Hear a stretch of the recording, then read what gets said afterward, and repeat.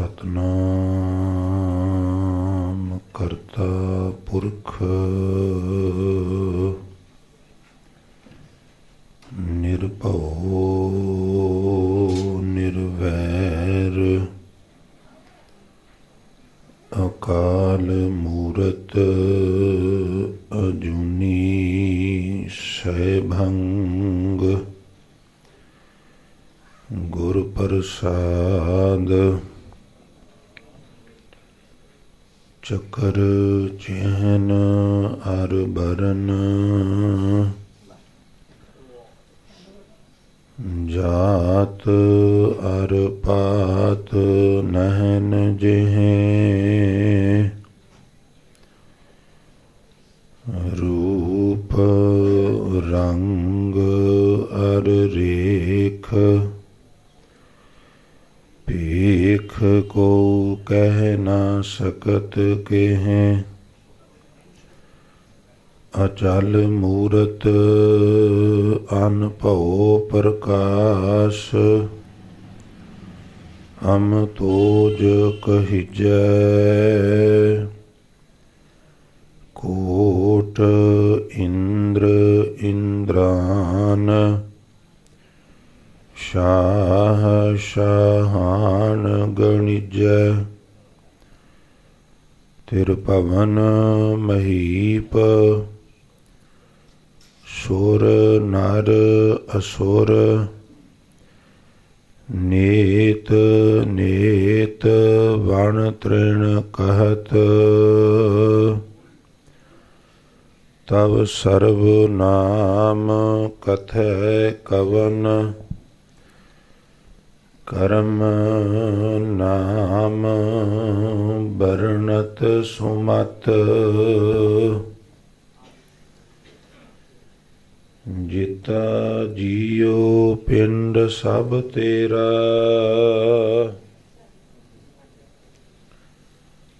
ਤੂੰ ਅੰਤਰ ਜਾਮੀ ਪੁਰਖ ਭਗਵਾਨ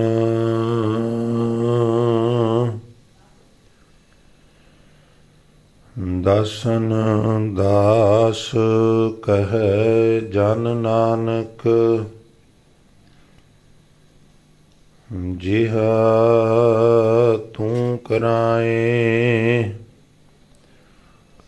ਤਿਹਾ ਹਉ ਕਰੀ ਵਖਿਆਣ ਦਾਸਨ ਦਾਸ ਕਹੈ ਜਨ ਨਾਨਕ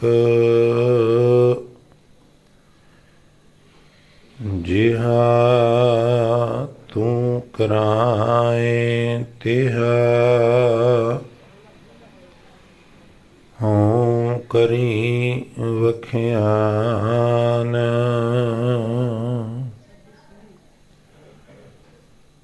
ਵਾਹਿਗੁਰੂ ਸਾਹਿਬ ਜੀ ਪੌੜੀ ਕੰਟਕ ਕਾਲ ਏਕ ਹੈ ਹੋਰ ਕੰਟਕ ਨਾ ਸੂਝੈ ਅਫਰਿਓ ਜਗ ਮੈਂ ਵਰਤਦਾ ਪਾਪੀ ਸਿਉ ਲੂਝੈ ਕੰਟਕ ਕਾਲ ਏਕ ਹੈ ਹੋਰ ਕੰਟਕ ਨਾ ਸੂਝੈ ਅਫਰਿਓ ਜਗ ਮੈਂ ਵਰਤਦਾ ਪਾਪੀ ਸਿਉ ਲੂਝੈ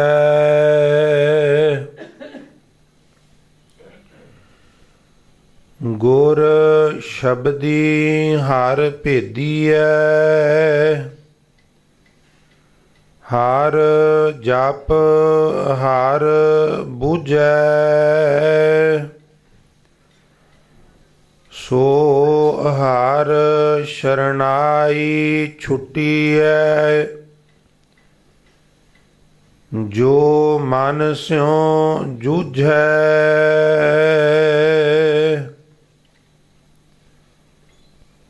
ਮਨ ਵਿਚਾਰ ਹਰ ਜਪ ਕਰੇ ਹਰ ਦਰਗਾਹ ਸਿਜੈ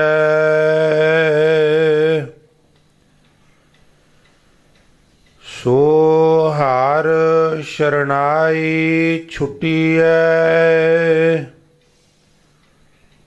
ਜੋ ਮਨ ਸਿਉ ਜੂਝੈ ਮਨ ਵਿਚਾਰ ਹਰ ਜਪ ਕਰੇ ਹਰ ਦਰਗਾਹ ਸਿਜੈ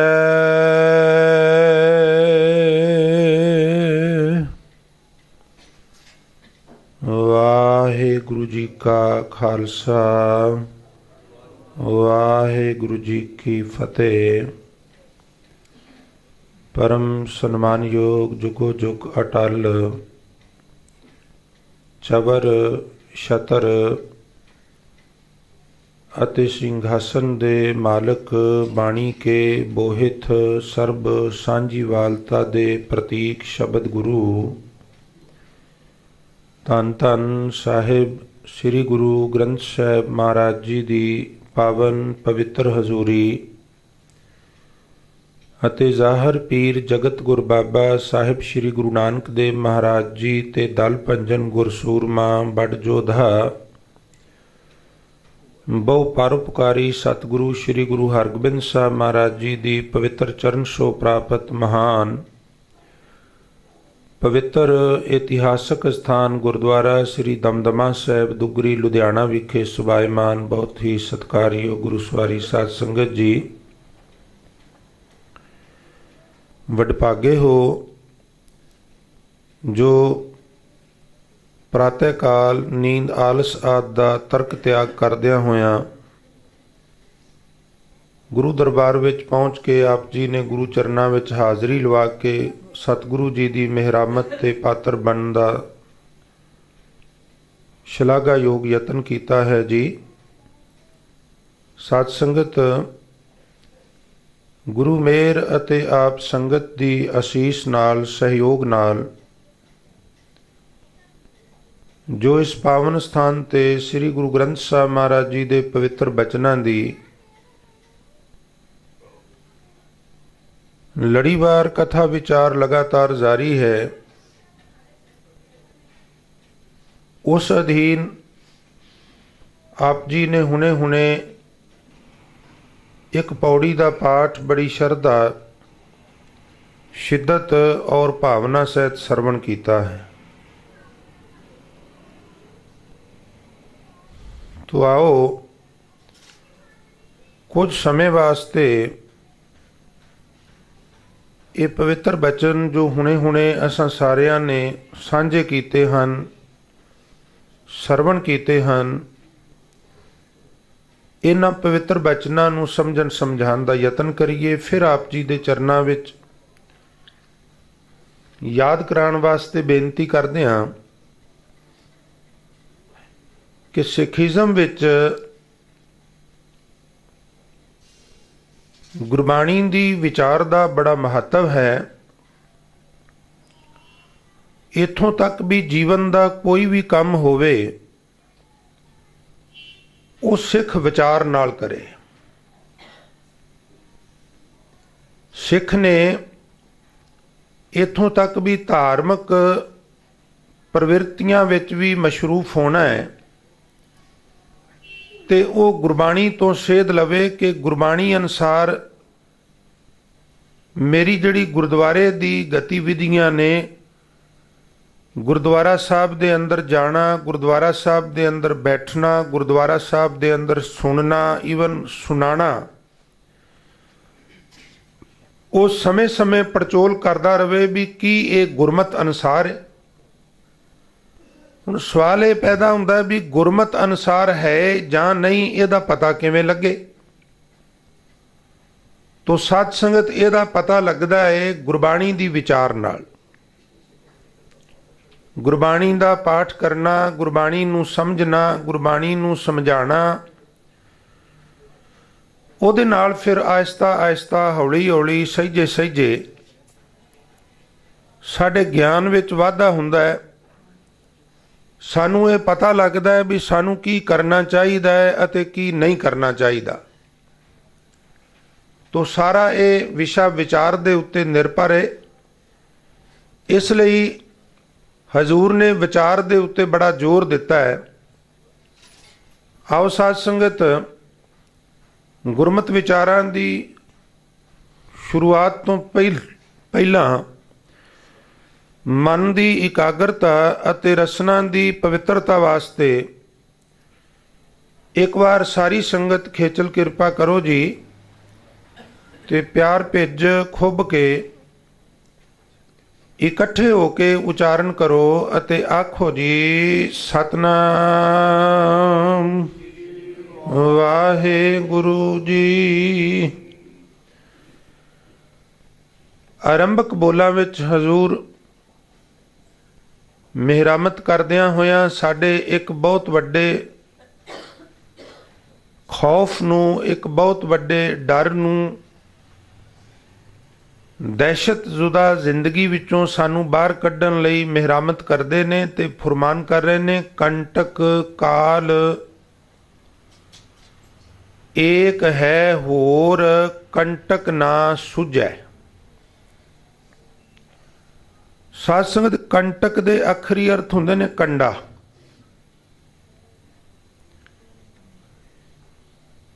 ਹੌਲੀ ਹੌਲੀ, ਸਹਿਜੇ ਸਹਿਜੇ ਸ਼ਾਇਦ ਆਉਣ ਵਾਲੀਆਂ ਪੁਸ਼ਤਾਂ ਨੂੰ ਤੇ ਇਹ ਵੀ ਭੁੱਲ ਜਾ ਵੀ ਕੰਡਾ ਕਿਸ ਤਰ੍ਹਾਂ ਦਾ ਹੁੰਦਾ ਹੈ, ਕਿਉਂਕਿ ਪੱਕੀਆਂ ਸੜਕਾਂ ਔਰ ਆਉਣ ਜਾਣ ਦੇ ਅੱਛੇ ਸਾਧਨ, ਅੱਛੇ ਅੱਛੇ ਪਲੇਨ, ਅੱਛੀਆਂ ਅੱਛੀਆਂ ਟ੍ਰੇਨਸ, ਮੋਟਰ ਕਾਰਾਂ, ਸਕੂਟਰ, ਬਾਈਕ ਇਤਿਆਦ, ਉਹਦੇ ਉੱਤੇ ਮਨੁੱਖ ਚੜ੍ਹਿਆ ਹੈ। ਉਹਨੂੰ ਕੀ ਪਤਾ ਕੰਡਾ ਕੀ ਹੁੰਦਾ ਹੈ। ਤੋ ਸਹਿਜੇ ਸਹਿਜੇ, ਆਹਿਸਤਾ ਆਹਿਸਤਾ ਸ਼ਾਇਦ ਕੰਡਾ ਮਨੁੱਖ ਨੂੰ ਭੁੱਲ ਜਾਏ, ਔਰ ਕੁਝ ਚੰਦ ਲੋਕ ਜਿਹੜੇ ਬਿਲਕੁਲ ਪਛੜੇ ਹੋਏ ਇਲਾਕਿਆਂ 'ਚ ਵਿਚਰਦੇ ਨੇ ਜਾਂ ਰਹਿੰਦੇ ਨੇ, ਉੱਥੋਂ ਤੱਕ ਇਹ ਸੀਮਤ ਰਹਿ ਜਾਏ ਵੀ ਕੰਡਾ ਨਾਂ ਦੀ ਚੀਜ਼ ਵੀ ਦੁਨੀਆ 'ਚ ਕੋਈ ਹੁੰਦੀ ਹੈ। ਸਾਨੂੰ ਤੇ ਭੁੱਲ ਗਿਆ, ਵਰਨਾ ਕੰਡਾ, ਕਿਉਂਕਿ ਦੌਰ ਤਰੱਕੀ ਦਾ ਹੈ ਔਰ ਤਰੱਕੀ ਦੇ ਦੌਰ ਵਿੱਚ ਬਹਿਰੂਨੀ ਤੌਰ ਤੇ ਤਰੱਕੀ ਹੋ ਰਹੀ ਹੈ, ਇਹਦੇ ਤੋਂ ਇਨਕਾਰ ਨਹੀਂ ਕੀਤਾ ਜਾ ਸਕਦਾ। ਇਹ ਗੱਲ ਵੱਖਰੀ ਹੈ ਵੀ ਜਿੰਨੀ ਬਹਿਰੂਨੀ ਤਰੱਕੀ ਹੋ ਰਹੀ ਹੈ ਨਾ, ਉਨੀ ਅੰਦਰੂਨੀ ਤਰੱਕੀ ਵੱਲ ਜਿਹੜਾ ਹੈ ਉਹ ਅਵੇਸਲਾਪਨ ਹੈ। ਕਹਿੰਦੇ ਨੇ, इस दौरे तरक्की के अंदाज निराले हैं, जहनों में अंधेरे हैं, सड़कों पे उजाले हैं। चकाचौंध रोशनी सड़कों ते जिस पासे मर्जी निकल जाओ, ਤੁਹਾਨੂੰ ਜ਼ਮੀਨ ਤੇ ਕੀੜੀ ਤੁਰਦੀ ਹੋਈ ਵੀ ਨਜ਼ਰ ਆਵੇਗੀ। ਚਕਾਚੌਂਧ ਰੋਸ਼ਨੀ ਮਹਾਨਗਰਾਂ ਦੇ ਵਿੱਚ, ਬੜੀ ਪ੍ਰਚੰਡ ਰੋਸ਼ਨੀ। ਤਰੱਕੀ ਦਾ ਦੌਰ ਹੈ, ਕਿਉਂ ਨਾ ਹੋਵੇ, ਹੋਣਾ ਵੀ ਚਾਹੀਦਾ।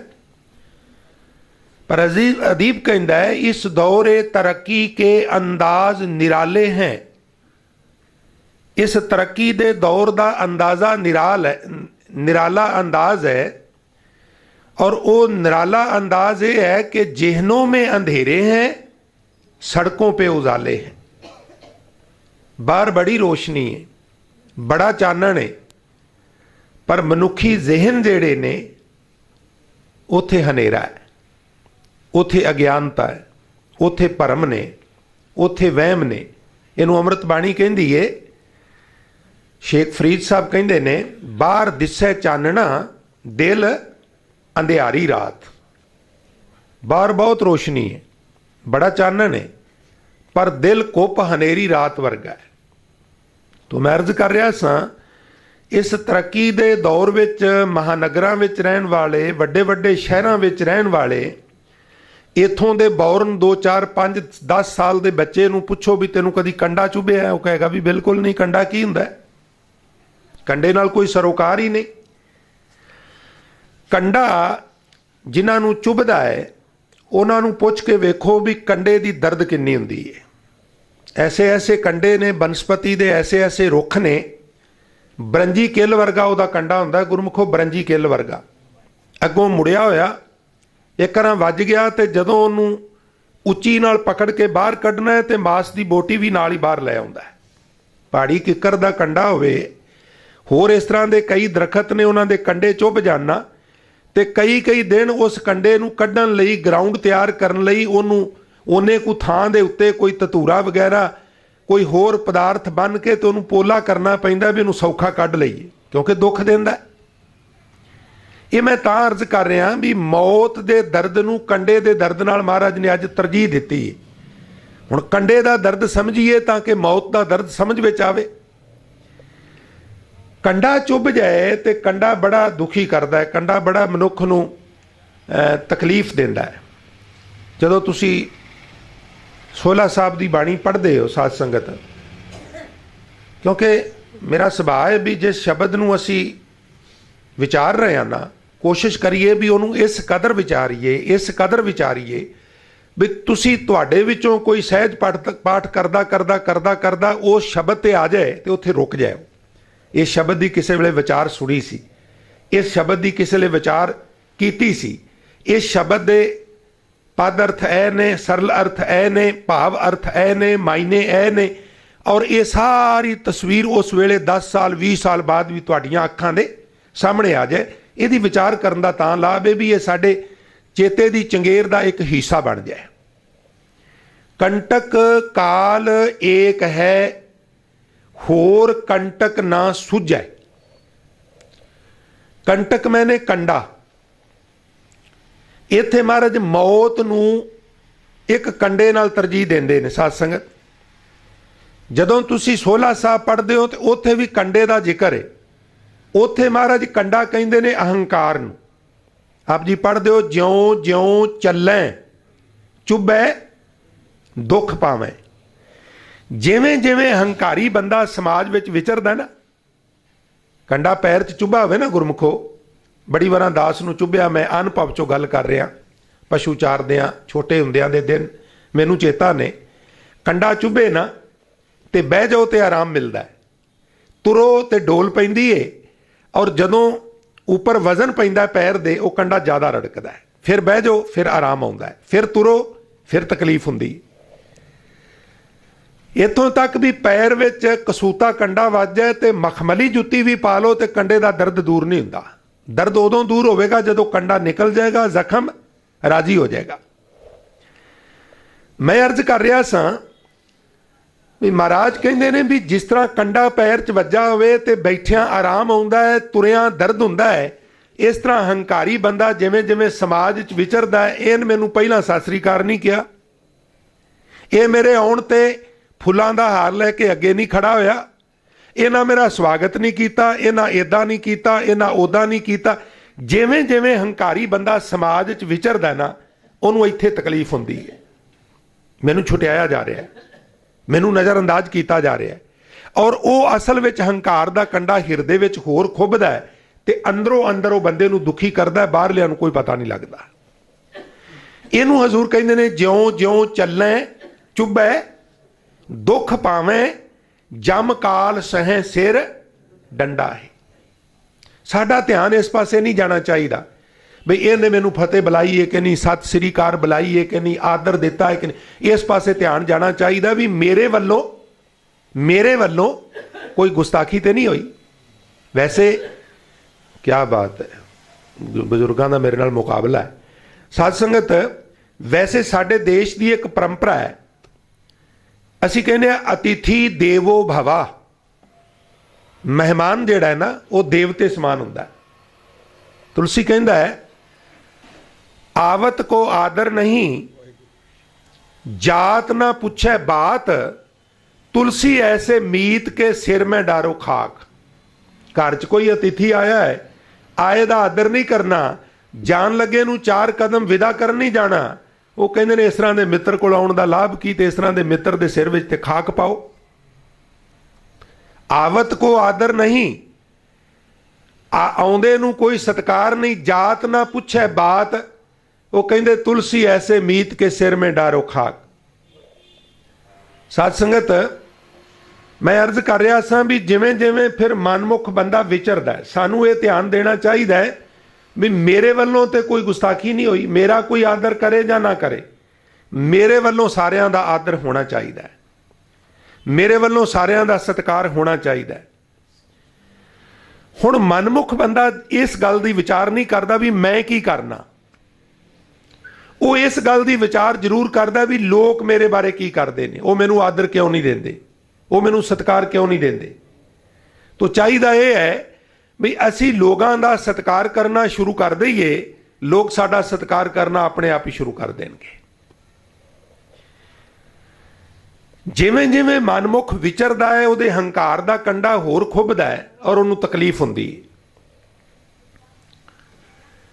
उत्थे महाराज ने अहंकार नूं कंडा किया, इत्थे हजूर ने मौत नूं कंडा किया।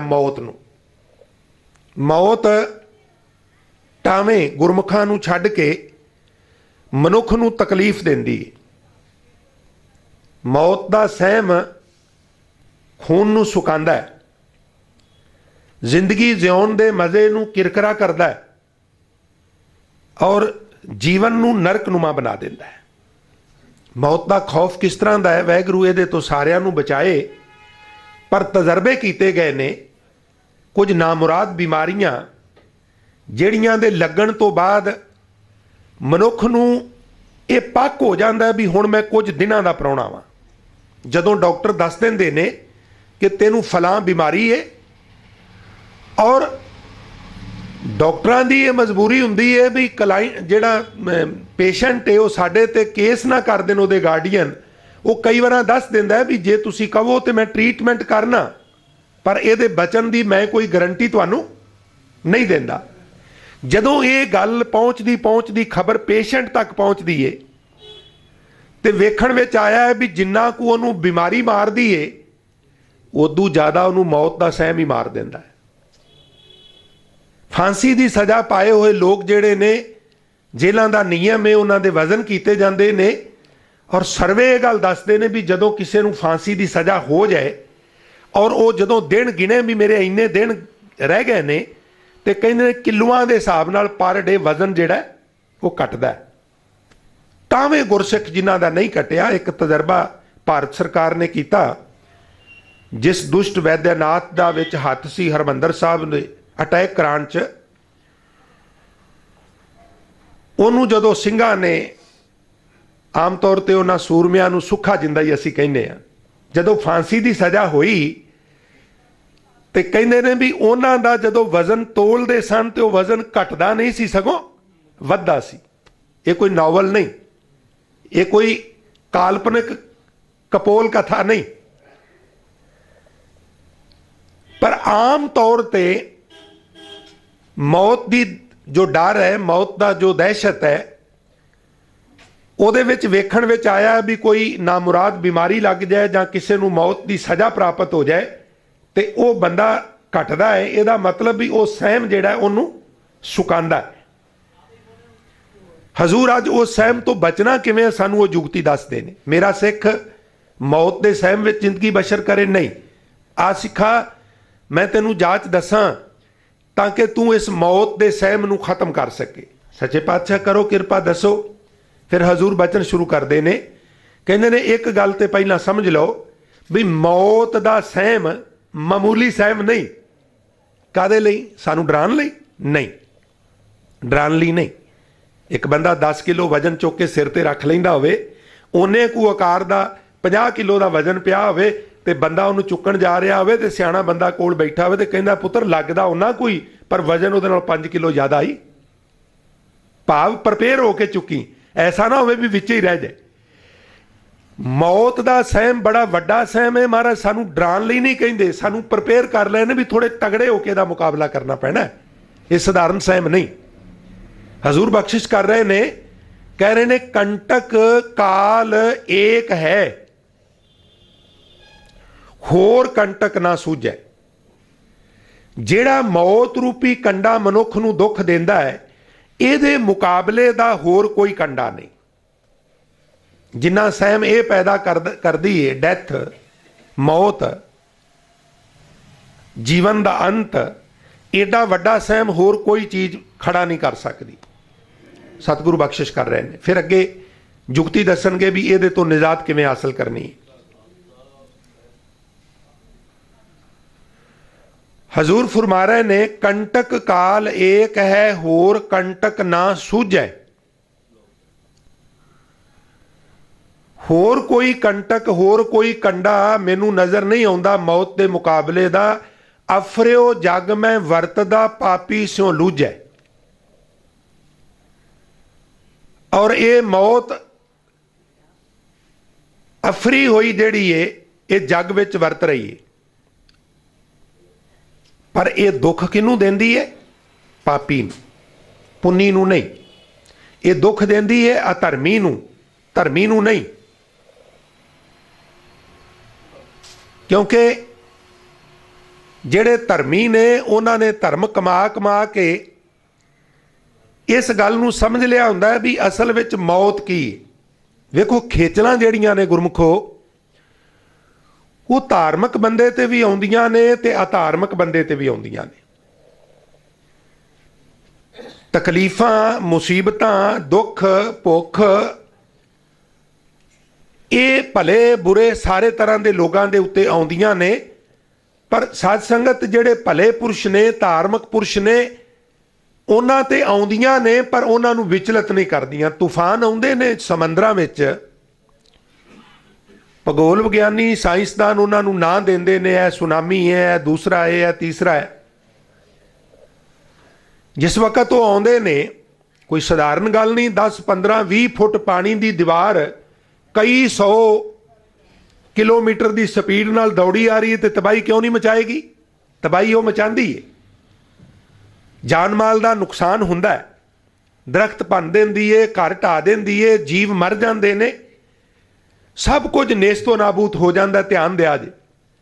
ਪਰ ਸਮੁੰਦਰਾਂ ਦੇ ਕਿਨਾਰਿਆਂ ਦੇ ਉੱਤੇ ਜਿਹੜੀਆਂ ਪੱਥਰਾਂ ਦੀਆਂ ਚਟਾਨਾਂ ਨੇ, ਜਿਸ ਵਕਤ ਤੂਫਾਨ ਸ਼ਾਂਤ ਹੁੰਦਾ ਹੈ, ਉਸ ਵਕਤ ਜਾ ਕੇ ਲੋਕ ਦੇਖਦੇ ਨੇ ਵੀ ਸਭ ਕੁਝ ਨੇਸਤੋ ਨਾਬੂਦ ਹੋ ਗਿਆ। ਪਰ ਜੋ ਸਮੁੰਦਰ ਦੇ ਕਿਨਾਰੇ ਤੇ ਚਟਾਨਾਂ ਨੇ, ਉਹਨਾਂ ਦੇ ਵਿੱਚ ਪਾਣੀ ਵੱਜ ਵੱਜ ਕੇ ਉਹਨਾਂ ਨੂੰ ਧੋ ਕੇ ਹੋਰ ਸਾਫ਼ ਸੁਥਰਾ ਕਰ ਗਿਆ ਹੈ, ਉਹਨਾਂ ਨੂੰ ਮਾਨੋ ਪਾਲਿਸ਼ ਕਰ ਗਿਆ, ਲਿਸ਼ਕਾ ਗਿਆ ਹੈ। ਤੂਫਾਨ ਆਇਆ ਸੀ, ਸਭ ਕੁਝ ਖਤਮ ਕਰ ਗਿਆ, ਪਰ ਪੱਥਰਾਂ ਨੂੰ ਉਲਟਾ ਪਾਲਿਸ਼ ਕਰ ਗਿਆ। ਕਿਉਂ? ਕਿਉਂਕਿ ਛਾਤੀ ਤਾਣ ਕੇ ਉਸ ਮੁਸੀਬਤ ਦੇ ਸਾਹਮਣੇ ਖੜੇ ਹੋ ਗਏ, ਡੋਲੇ ਨਹੀਂ, ਝੁਕੇ ਨਹੀਂ। ਇਸ ਵਾਸਤੇ ਮੁਸੀਬਤ ਆਈ, ਉਹਨਾਂ ਨੂੰ ਹੋਰ ਸਵਾਰ ਕੇ ਚਲੀ ਗਈ। ਜਿਹੜੇ ਮੁਸੀਬਤਾਂ 'ਚ ਡੋਲ ਜਾਂਦੇ ਨੇ, ਘਬਰਾ ਜਾਂਦੇ ਨੇ, ਝੁਕ ਜਾਂਦੇ ਨੇ, ਖਿਮਾ ਕਰਨਾ ਟੁੱਟ ਜਾਂਦੇ ਨੇ, ਉਹਨਾਂ ਨੂੰ ਭੰਨ ਤੋੜ ਕੇ ਨੇਸਤੋ ਨਾਬੂਦ ਕਰ ਦਿੰਦੀ ਏ। ਪਰ ਜਿਹੜੇ ਡਟ ਜਾਂਦੇ ਨੇ, ਉਹਨਾਂ ਨੂੰ ਉਲਟਾ ਪਾਲਿਸ਼ ਕਰਕੇ ਚਲੀ ਜਾਂਦੀ ਹੈ। ਇਸ ਵਾਸਤੇ ਇਹ ਸਮਝ ਲੈਣਾ ਵੀ ਮੁਸੀਬਤਾਂ, ਦੁੱਖ ਔਰ ਹੋਰ ਇਸ ਤਰ੍ਹਾਂ ਦੇ ਜਿਹੜੇ ਤਕਲੀਫਾਂ ਨੇ, ਉਹ ਧਾਰਮਿਕ ਬੰਦੇ ਦੀ ਜ਼ਿੰਦਗੀ ਵਿੱਚ ਵੀ ਆਉਂਦੀਆਂ ਨੇ, ਪਰ ਉਹਨੂੰ ਉਹ ਸਵਾਰ ਕੇ ਚਲੀਆਂ ਜਾਂਦੀਆਂ ਨੇ। ਉਹਨੂੰ ਵਿਚਲਿਤ ਨਹੀਂ ਕਰ ਸਕਦੀਆਂ। ਉਹ ਦੁਖੀ ਨਹੀਂ ਹੁੰਦਾ। ਵੇਖਣ ਵਾਲੇ ਨੂੰ ਲੱਗੇਗਾ ਵੀ ਸ਼ਾਇਦ ਅਤਿਅੰਤ ਦੁਖੀ ਹੈ, ਪਰ ਅੰਦਰੋਂ ਖੇੜਾ ਹੁੰਦਾ ਹੈ ਔਰ ਸਭ ਕੁਝ ਖੇੜੇ ਮੱਥੇ ਪ੍ਰਵਾਨ ਕਰ ਰਿਹਾ ਹੁੰਦਾ। ਇਹਨੂੰ ਸਮਝਣ ਲਈ ਮੈਂ ਇੱਕ ਛੋਟੀ ਜਿਹੀ ਅਰਜ਼ ਕਰਾਂ। ਸ਼ੇਖ ਫਰੀਦ ਸਾਹਿਬ ਬਿਰਾਜਮਾਨ ਸਨ।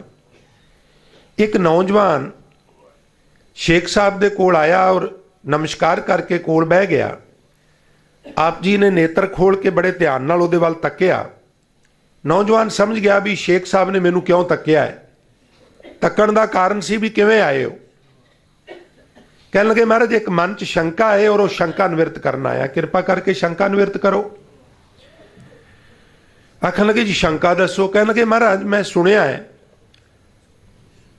ਵੀ ਹਜ਼ਰਤ ਈਸਾ ਸਾਹਿਬ ਦੇ ਹੱਥਾਂ 'ਚ ਜੀਂਦੇ ਜੀ ਕਿੱਲ ਗੱਡੇ ਗਏ, ਉਹਨਾਂ ਦੇ ਪੈਰਾਂ 'ਚ ਕਿੱਲ